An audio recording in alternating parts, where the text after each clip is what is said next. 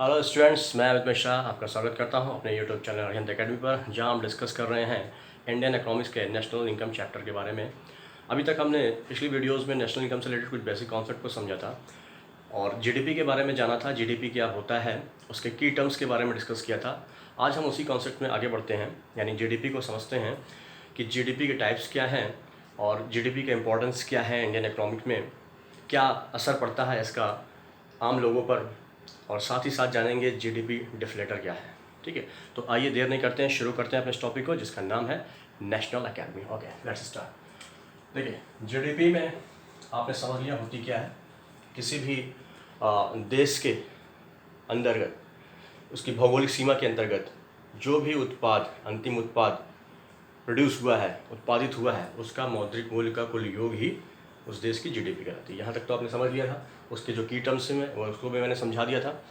अब हम आगे बढ़ रहे हैं जीडीपी के प्रकार के बारे में। ठीक है, जीडीपी के प्रकार। एक्चुअली जीडीपी के जो डाटा होता है वो दो तरीके से पब्लिश किया जाता है। उसके जो आंकड़े होते हैं दो तरीके से रिलीज होते हैं। एक तो होता है रियल जीडीपी, दूसरा होता है नॉमिनल जीडीपी। मतलब ये, इसको हिंदी में बोलते हैं वास्तविक जीडीपी और इसको बोलते हैं अवास्तविक। अवास्तविक का मतलब क्या हो गया? काल्पनिक। ठीक है, अब काल्पनिक क्या है और वास्तविक क्या है, इसको हमको समझना होगा। ठीक है, दोनों जीडीपी के बारे में हम डिस्कस करेंगे आज, समझेंगे, क्योंकि आंकड़े दोनों के ही पब्लिश किए जाते हैं। ठीक है, कौन बेहतर है, कौन एक दूसरे से ज़्यादा बेहतर है, इसके बारे में अभी हम आगे चर्चा करेंगे। लेकिन अभी पहले हम समझ लें कि रियल जीडीपी क्या होती है, नॉमिनल जीडीपी क्या होती है। साथ ही साथ आपको ये भी बताना है मुझे कि देखिए, रियल जीडीपी जो होती है इसको हम लोग कहते हैं कांस्टेंट प्राइस पे, कांस्टेंट प्राइस पर निकालते हैं, यानी कि स्थिर मूल्य पर। जैसा कि नाम से लग रहा है, स्थिर मूल्य पे निकाला जाता है। और ये हमारा होता है करंट प्राइस पे, करंट प्राइस पे निकाला जाता है। इसको बोलते हैं हम लोग चालू मूल्य। ठीक है, अब स्थिर मूल्य क्या है, करंट प्राइस क्या है, इसको भी समझेंगे इसी के साथ। ठीक है, तो उसके पहले आपको मैं बता दूं कि जो रियल जीडीपी होती है, यानी कि वास्तविक जीडीपी जो होती है, वो निकाली जाती है किसी आधार वर्ष पर। अब आधार वर्ष जो है निर्धारित की जाती है सरकार के द्वारा। आधार वर्ष एक ऐसा साल होता है जो सामान्य ईयर होता है इकोनॉमिकल टर्म्स में। मतलब इकोनॉमिकल एक्टिविटीज़ जो होती हैं वो नॉर्मल होती हैं, इन्फ्लेशन का बहुत ज़्यादा प्रभाव नहीं होता है, कंट्रोल में रहती हैं चीज़ें, कोई ऐसी नेचुरल क्लैमिटी नहीं होती है। ठीक है, कोई सूखा या अकाल नहीं पड़ता है, सामान्य स्थिति होती है। ठीक है, उसी को हम बेस ईयर बनाते हैं। इसके लिए कोई पर्टिकुलर फार्मूला नहीं है या पर्टिकुलर कोई सेट रूल नहीं है। ठीक है, तो इस तरीके से आप समझिएगा कि एक बेस ईयर है और बेस ईयर को हमने फिक्स किया है वहाँ पर रेट्स को। ठीक है, तो अब हम देखिए, अगर हम इसी तरह से समझें, जैसे अभी हमारा जो करंट ईयर चल रहा है, वर्तमान साल, इसमें आप देखेंगे कोविड-19 की जो प्रॉब्लम है, इसकी वजह से न सिर्फ भारत की बल्कि विश्व की अर्थव्यवस्थाओं में भूचाल आ गया है।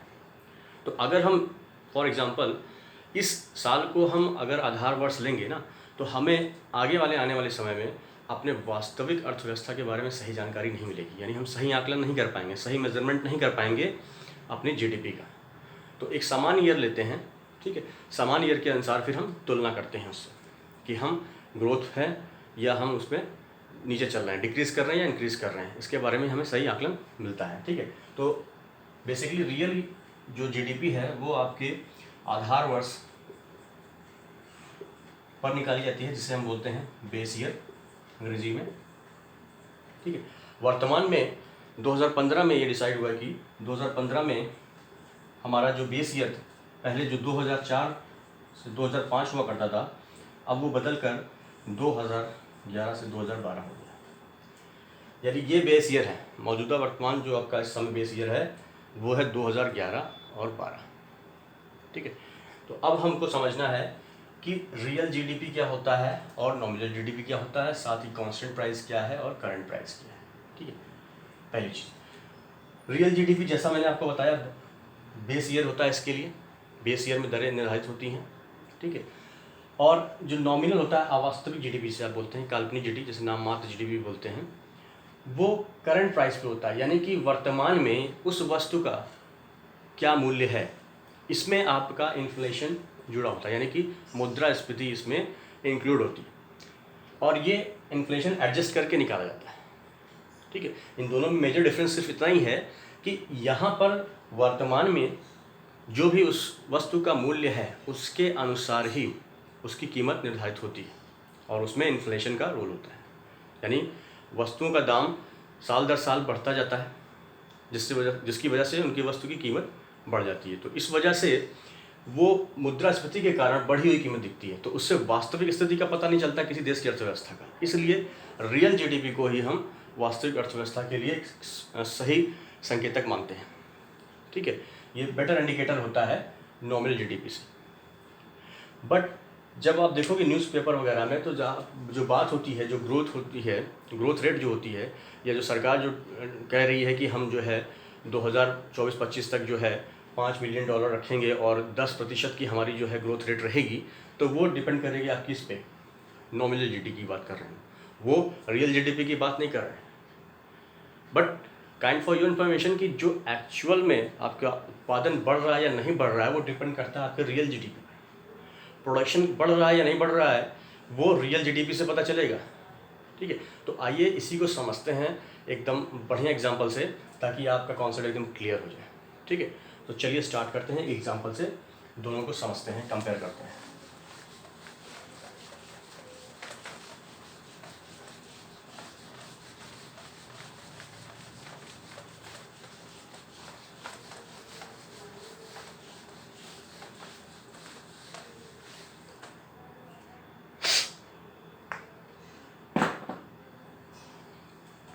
चलिए, सबसे पहले देखिए, हम यहाँ पर डिस्कस करने जा रहे हैं रियल जीडीपी और नॉमिनल जीडीपी के बारे में।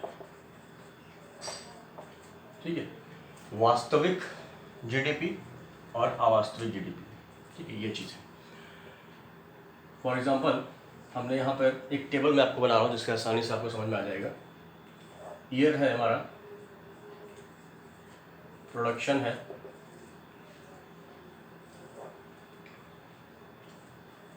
करंट प्राइस है, बेस प्राइस है,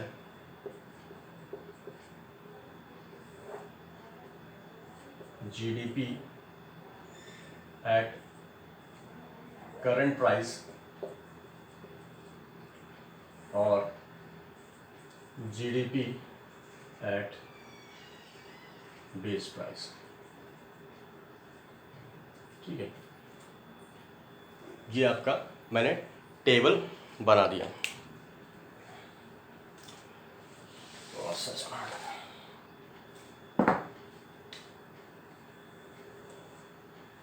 ठीक है, इस तरीके से आप इसको देख सकते हैं। अब देखिए, मान लेते हैं जैसे हम बेस ईयर यहाँ पे बना के रखा है 2011-12, तो 2012 हमारा बेस ईयर है। मान लेते हैं कुछ वस्तुएं हैं, ठीक है, वस्तुओं का उत्पादन हुआ है। मान लेते हैं यहाँ पर प्रोडक्शन हमारा 100 यूनिट का हुआ है, 100 यूनिट का उत्पादन हुआ है, और उस वक्त करंट प्राइस जो है वो मान लेते हैं 10 रुपये। ठीक है, 10 रुपये इसका करंट प्राइस है, और बेस प्राइस भी हम मान लेते हैं पर यूनिट का 10 रुपये है। ठीक है, 10 रुपये ही इसका करंट प्राइस मैंने माना एक यूनिट का, और 10 रुपये ही बेस प्राइस माना इसका। ठीक है, एक यूनिट का। तो अब देखेंगे आप कि अगर हम जीडीपी एट करंट प्राइस निकालें तो होता क्या है। जीडीपी निकालते हैं तो क्या करते हैं, कुल वस्तुओं का मौद्रिक मूल्य लेते हैं, ठीक है, उनका सम करते हैं। तो यहाँ पर अगर 100 यूनिट है और एक वस्तु का कीमत 10 है, तो कुल जीडीपी कितनी हो जाएगी करंट प्राइस पे, 1000। ठीक इसी तरह से आप जीडीपी एट बेस प्राइस निकालेंगे और देखेंगे कि यहाँ भी 10 रुपये है, तो जीडीपी एट बेस प्राइस क्या हो जाएगा, 1000।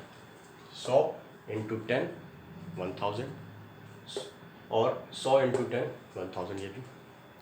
ठीक है, ये रहा 2012। ठीक है, अब मान लेते हैं 2018 में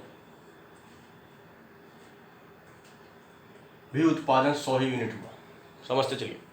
2018 में भी उत्पादन यानी 100 यूनिट का ही उत्पादन हमने किया। कोई एक वस्तु मान के चल रहे हैं, पूरी अर्थव्यवस्था में एक वस्तु है और उसका उत्पादन हुआ है 100 यूनिट। अब यहाँ पर करंट प्राइस 15 रुपये, बेस प्राइस तो हमेशा सेम ही रहेगा, ठीक है, ये चेंज नहीं होगा। आपका जो बेस प्राइस यानी कि जो आधार वर्ष का जो लिया गया प्राइस है वो हमेशा एक समान रहेगा। बदलेगा क्या? आपका करंट प्राइस साल दर साल, ठीक है। अब आप जीडीपी एट करंट प्राइस निकालेंगे तो करंट प्राइस 15 है एक यूनिट का, 100 यूनिट का हो जाएगा 1500। क्लियर? ठीक इसी तरह से जीडीपी एट बेस प्राइस अभी भी 10 है और उत्पादन आपका कितना हुआ है 100, तो कितना हो जाएगा ये 1000 यूनिट, 1000 रुपये हो जाएगा, ठीक है। ये क्या है 1000 रुपये हो जाएगा। तो आप देख रहे हैं अभी फ़िलहाल दो आंकड़ों से कि जीडीपी एट करंट प्राइस जो है, जिसे आप जो है चालू मूल्य बोलते हैं, ठीक है, इसको कह सकते हैं nominal GDP at nominal rate पे जो आपका दिख रहा है करंट प्राइस पे, नॉमिनल जीडीपी से आप बोलते हैं, ये है 1500 और ये है 1000। तो क्या वास्तव में हमारे देश की अर्थव्यवस्था की उत्पादन क्षमता बढ़ी है? आपको ये देख के लग रहा होगा कि हमारा तो 1500 दिख रहा है मूल्य और ये दिख रहा है 1000 रुपये, ठीक है, लेकिन आप ध्यान से देखें उत्पादन आपका 100 यूनिट तब भी था और 100 यूनिट पिछली बार भी था। उत्पादन में कोई बढ़ोतरी नहीं हुई है, वस्तु के दाम में वृद्धि हो गई है, मूल्य में वृद्धि हो गई है, और मूल्य में वृद्धि होने की वजह से यानी इन्फ्लेशन आने की वजह से, मुद्रास्फीति आने की वजह से आपका जीडीपी बढ़ा हुआ दिख रहा है, जो कि एक वास्तविक सूचक नहीं है इसका ग्रोथ का। 1500 रुपये दिख रहा है जीडीपी बढ़ा हुआ, लेकिन एक्चुअली ये जो है 1000 यूनिट ही, 1000 रुपये ही है। उत्पादन बढ़ा है या नहीं बढ़ा है ये आपका डिपेंड करेगा कि उस साल उस वस्तु का उत्पादन बढ़ा है या नहीं बढ़ा है, तब आप कह सकते हो कि एक्चुअली में आपकी जीडीपी ग्रोथ हो रही है, और तब ये कह सकते हो आकलन कि उत्पादन बढ़ रहा है तो लोगों को रोज़गार मिल रहा है, ठीक है। तो यहाँ पर अगर हम मान लीजिए 2019 ले लेते हैं, अब यहाँ पर अगर हम कहते हैं कि उसी वस्तु का उत्पादन 150 यूनिट हुआ है और वस्तु का दाम 20 रुपये हो गया पर यूनिट का और बेस प्राइस तब भी 10 रुपये रहेगा, तो अब आप देखोगे करंट प्राइस पर जीडीपी, करंट प्राइस पर चालू मूल्य पर, यानी कि 2019 में जो रेट था उसके अनुसार अब जो जीडीपी होगी वो होगी 3000, और जो बेस ईयर था उसके अनुसार आपकी जीडीपी कितनी होगी, अभी देखिएगा 10 इंटू 150 यानी total production into per unit जो प्राइस है, कुल उत्पाद में पर यूनिट प्राइस को आप बेस प्राइस को इंटू करेंगे, मल्टीप्लाई करेंगे तो कितना आएगा यहाँ पर 1500। अब आप देख सकते हैं कि यहाँ पर जो बेस ईयर है आपका, ठीक है, बेस ईयर में जो उत्पादन हुआ है उसका जो मूल्य था, अब आपके मूल्य में यहाँ वृद्धि दिख रही है, 1000 से 1500 हो गया, 1000 से 1500 हो गया। अब इसका मतलब ये होता है कि अब आपके रियल जीडीपी में ग्रोथ हो रही है, दैट मीन्स कि अब प्रोडक्शन बढ़ा है। तो प्रोडक्शन बढ़ा है तो इसका क्या फ़ायदा होता है? इसका फ़ायदा ये होता है कि अर्थव्यवस्था जो है देश की, उसका उत्पादन क्षमता बढ़ी है। उत्पादन क्षमता बढ़ने का फ़ायदा क्या होता है कि फिर उस देश में रोज़गार सृजन हो रहा है, ठीक है, एम्प्लॉयमेंट क्रिएशन हो रहा है, और एम्प्लॉयमेंट क्रिएशन से क्या होता है, लोगों की आय बढ़ती है, इनकम बढ़ती है, और इनकम बढ़ने से फिर क्या होता है, सेविंग्स होती है और इन्वेस्टमेंट होता है, फिर इन्वेस्टमेंट से क्या होता है, प्रोडक्शन। तो इस तरह से इकोनॉमिक साइकिल चल जाती है। और क्या फ़ायदा है जीडीपी का? जीडीपी का फ़ायदा ये होता है कि अगर प्रोडक्शन ज़्यादा हो रहा है, जीडीपी ज़्यादा बढ़ रही है, ठीक है, तो वहाँ पर फॉरेन इन्वेस्टर्स का भी लोग आकर्षित होते हैं उस देश में इन्वेस्ट करने के लिए, ठीक है। तो ये कुछ फ़ायदे होते हैं, अभी हम आगे डिस्कस करेंगे इसके बारे में। तो ठीक है, तो आपने देखा क्या कि रियल जीडीपी से मतलब जीडीपी एट बेस प्राइस जो निकला, उसी से हमें पता चला कि देश में उत्पादन क्षमता पर वृद्धि हो रही है, उसका उत्पादन बढ़ रहा है, ठीक है। सिर्फ नॉमिनल, ये नाम मात्र की वृद्धि दिख रही है, एक्चुअल में ग्रोथ नहीं है, इसीलिए इसको नॉमिनल बोलते हैं। कहाँ 1500, कहाँ 3000, ठीक है। जो देश में जो प्रधानमंत्री बोल रहे हैं हम आर्थिक वृद्धि दर जो है 10% पे ले जाएंगे, वो इसी पे बोल रहे हैं, एक्चुअल कंडीशन तो कुछ और ही है, ठीक है। तो आप इस चीज़ को ध्यान रखिएगा, दोनों तरीके से डाटा पब्लिश होता है, और जो बेहतर सूचक माना जाता है वो आपका जीडीपी एट रियल, यानी कि जीडीपी एट कांस्टेंट प्राइस पर माना जाता है, जो वास्तव में उस देश के आर्थिक कल्याण के लिए इम्पोर्टेंट होता है, ठीक है। तो आई थिंक आपको ये स्टेबल से समझ में आ गया होगा कि जीडीपी स्थिर मूल्य पर क्या है और जीडीपी चालू मूल्य पर क्या है, यानी जीडीपी रियल जीडीपी क्या है और नॉमिनल जीडीपी क्या है, ठीक है। ये आई थिंक आपको क्लियर हो जाना चाहिए, ठीक है। इस चीज़ को एक बार फिर से देख लीजिए आप कि यहाँ पर हमने क्या किया कि बेस ईयर हमने मान लिया हमारा 2011-12 है, जहाँ पर हमने वस्तु का दाम प्रति यूनिट हमने फिक्स कर दिया, पर यूनिट 10 रुपये कर दिया, ठीक है। अब 100 यूनिट का उत्पादन हुआ था 2012 में, तो करंट प्राइस भी उस समय हमने 10 रुपये निर्धारित किया था, तो आपने कोई चेंजेस देखे नहीं यहाँ पर, ठीक है। 100 × 10 100 × 10 1000 निकल गया। 2018 में भी हमने क्या किया कि 100 यूनिट का ही उत्पादन किया उसी वस्तु का, और यहाँ पर प्राइस लेकिन उसका बढ़ गया था मुद्रास्फीति के कारण, और अब बेस प्राइस अभी भी वही रहेगा। यहाँ पर उसका करंट जीडीपी निकल के आया था 1500, जबकि वास्तविक जीडीपी जो यानी रियल जीडीपी थी वो 1000 ही थी। तो ये बता रहा है कि there is no difference between production में कोई भी डिफरेंस नहीं आया, कोई भी उत्पादन में वृद्धि नहीं हुई, मूल्य में वृद्धि हुई, और वो नाम मात्र की वृद्धि नॉमिनल यानी कि जीडीपी एट करंट प्राइस हुई। जबकि 2019 का हमने जब आंकड़ा लिया तो उसमें हमने उसी वस्तु का 150 उत्पादन किया, 150 यूनिट का, प्राइजेज और बढ़ गई, 20 रुपये हो गई, और 10 रुपये बेस प्राइस अभी भी था हमारा, तो हमारा जो जीडीपी नॉमिनल निकल के आया वो 3000 निकल के आया, और जो रियल जीडीपी निकल के आया वो 1500। लेकिन अब हमारा जो 1500 और 1000 के बीच में डिफरेंस देखेंगे तो अब हमें दिख रहा है कि हमारा उत्पादन बढ़ा है वास्तविक, ठीक है। पहले क्या था, कोई चेंजेस नहीं होता, चेंजेस अब आए हैं क्योंकि हमारा प्रोडक्शन बढ़ा है, ठीक है। तो इस चीज़ से आप समझ लीजिए कि जीडीपी और नॉमिनल जीडीपी क्या होती है, ठीक है। आई होप यहाँ तक आपको क्लियर हो गया। चलिए अब आगे बढ़ते हैं और समझते हैं जीडीपी एट फैक्टर कॉस्ट और जीडीपी एट मार्केट प्राइस, ठीक है। क्योंकि जो डाटा पब्लिश होता है वो फैक्टर कॉस्ट पे भी होता है और मार्केट प्राइस भी होता है, तो आपको समझना क्या है, लागत मूल्य पर क्या है और बाजार मूल्य पर क्या होता है जीडीपी।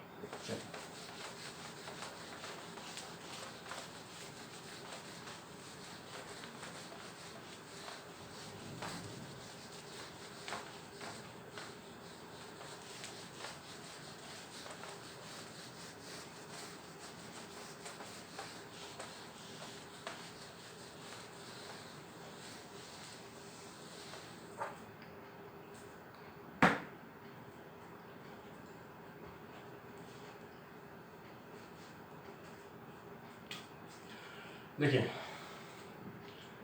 जीडीपी के दो आंकड़े और पब्लिश होते हैं आपके, एक होता है फैक्टर कॉस्ट पर, दूसरा होता है मार्केट प्राइस पर, ठीक है। हिंदी में इसे बोलते हैं लागत मूल्य और इसे बोलते हैं बाजार मूल्य, ठीक है। इन दो तरीके से आंकड़े दिखाए जाते हैं, लागत मूल्य पर और बाजार मूल्य पर। देखिए अब होता क्या है फैक्टर कॉस्ट और मार्केट प्राइस, इसको समझते हैं, आइए समझते हैं इसको। जैसा कि फैक्टर वर्ड दिख रहा है आपको, यानी फैक्ट्री से संबंधित, आप कोई भी वस्तु का जब उत्पादन करते हैं ना, कोई भी वस्तु, तो उस वस्तु के उत्पादन में ये चार चीज़ें जो मैं आपको बता रहा हूँ, ये चार चीज़ें तो इन्वॉल्व रहती हैं। एक पहली चीज़, आप जब कैपिटल लगाते हो, पूंजी लगाते हो, ब्याज, जब पूंजी लगाते हैं व्यापार में, तो उसका क्या होता है, कैपिटल से क्या होता है, इंटरेस्ट देना पड़ता है, ब्याज आपका लगता है, ठीक है। आप जो लैंड यूज़ करते हो, लैंड, उसका आपको रेंट देना होता है, किराया, ठीक है। आप वर्कर्स रखते हो, है ना, लेबर रखते हो, लेबर को आपको क्या पड़ता है, वेजेस देना पड़ता है, ठीक है। एम्प्लॉय रखते हैं, सैलरीज देनी पड़ती है, ठीक है। खर्चा है, सारे एक्सपेंसेस हैं ये सब, ठीक है। और साथ ही साथ जो आपका एंटरप्रेन्योरशिप है, एंटरप्रेन्योरशिप,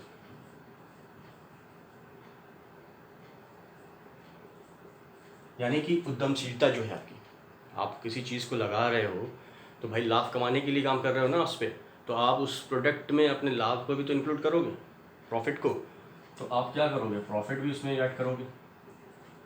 तो ये जो चारों चीज़ें आप देख रहे हो ना, ये चारों चीज़ें, ब्याज, किराया, मजदूरी, लाभ, ये उस वस्तु को बनाने में आपने लगाई होंगी, आपकी लागत लगी होगी इसमें, तो इसी को ही हम बोलते हैं फैक्टर कॉस्ट।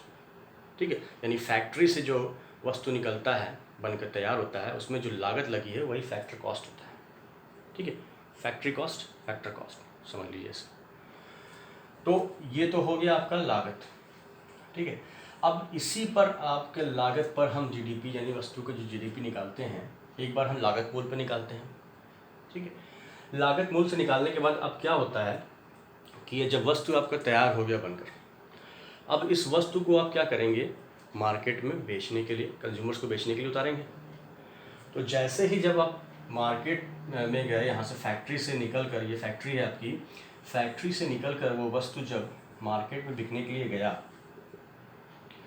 तो यहाँ पर गवर्नमेंट बैठी हुई है, स्टेट गवर्नमेंट, सेंट्रल गवर्नमेंट बैठी हुई है। वो क्या करेगी, भाई आप बिना हमें टैक्स दिए आप प्रोडक्ट कैसे बेचो, तो उसने क्या किया, टैक्स चिपका दिया उस पर। तो अब वस्तु का दाम क्या हो गया, टैक्स से बढ़ जाएगा। जो वस्तु की लागत थी, जो प्रॉफिट लेने के बाद जो आई थी, अब उसमें क्या है, टैक्स इन्वॉल्व हो गया है। इन केस किसी किसी प्रोडक्ट्स में होता क्या है, गवर्नमेंट सब्सिडी भी देती है, सब्सिडी यानी एक तरह से छूट समझ लीजिए। ठीक है, सब्सिडी देती है बेसिकली, जो फार्मर्स से रिलेटेड जो इंडस्ट्रीज़ होती हैं, यूरिया और फर्टिलाइज़र्स वगैरह के लिए सेटअप लगाने के लिए जो प्रोडक्शन होता है, तो उसमें जो कुछ सब्सिडी देती है, उस सब्सिडी को हम छूट में लेते हैं। ठीक है, तो उसको हम माइनस कर देंगे जो है। तो यहाँ पर क्या होता है, टैक्स जो है, मार्केट प्राइस जब निकालते हैं आपका, यहाँ से समझते हैं, तो जो फैक्टर कॉस्ट था, फैक्टर कॉस्ट में आपका जो है टैक्स इंक्लूड रहता है, मोटा मोटा समझ रहा हूँ। ठीक है, सब्सिडी को अभी हम इग्नोर करके चल रहे हैं, ये हर प्रोडक्ट्स में नहीं मिलती है, किसी किसी में मिलती है, किसी किसी में नहीं मिलती है, उसको भी हम आगे डिस्कस करेंगे, सब्सिडी भी का इन्वॉल्वमेंट होता है इसमें। तो जो मार्केट प्राइस होती है बेसिकली आप ऐसे समझिए, यानी कि जो बाजार मूल्य होता है ना, वो लागत मूल्य प्लस टैक्स तो रहता ही है। ठीक है, यहाँ तक बात क्लियर हुई कि बाजार मूल्य क्या हुआ है, जब वस्तु बनकर तैयार हो जाती है मार्केट में बिकने के लिए, यानी फाइनल कंजम्पशन के लिए, कंज्यूमर्स के लिए, तब आप देखे होंगे कि कोई भी आप वस्तु उठाओ, जैसे आप कोई साबुन लेके आते हो, साबुन में लिखा था inclusive all taxes. Inclusive all taxes का मतलब यही हुआ कि वो वस्तु में सारे टैक्सेस लग के आए हैं, और वो चाहे उस साबुन को बनाने में, एक साबुन को बनाने में उस फैक्टर कॉस्ट चाहे जो भी हो, अब मान लीजिए एक साबुन 10 रुपये का है, तो हो सकता है कॉस्ट 8 रुपये की हो और 2 रुपये का उसमें टैक्स लगा, तो जो 8 रुपये है वो तो उसका फैक्टर कॉस्ट हो गया, और जो टैक्स जुड़ गया उसके बाद जो बना वैल्यू फाइनल कस्टमर को जिसको दे रहा है, कस्टमर जो पे कर रहा है, वो हो गया आपका क्या, मार्केट प्राइस, MRP। तो ये इस पर हम जीडीपी निकालते हैं, और साथ ही जीडीपी हम निकालते हैं फैक्टर कॉस्ट पे। तो जीडीपी का मतलब यही है, यहाँ पर जीडीपी फैक्टर कॉस्ट निकली जाएगी, उसका डाटा पब्लिश होता है, और जीडीपी मार्केट प्राइस का डाटा भी पब्लिश होता है। अब इसको एक और बेहतर एग्जांपल से समझते हैं। ठीक है, तो आपको ये समझ में आ गया होगा कि बाजार मूल्य क्या है और लागत मूल्य क्या है। लागत मूल्य वही है जो फैक्ट्री में वस्तु बनकर तैयार होती है, और उसके बाद जब मार्केट बिकने जाती है तो जो उस पर टैक्स जुड़ जाता है वही उसका बाजार मूल्य बन जाता है।